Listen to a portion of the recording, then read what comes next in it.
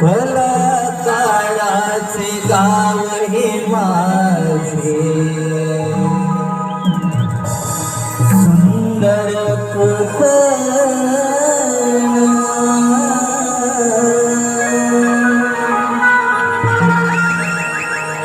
कलाकाराचे गाव हे माझे, सुंदर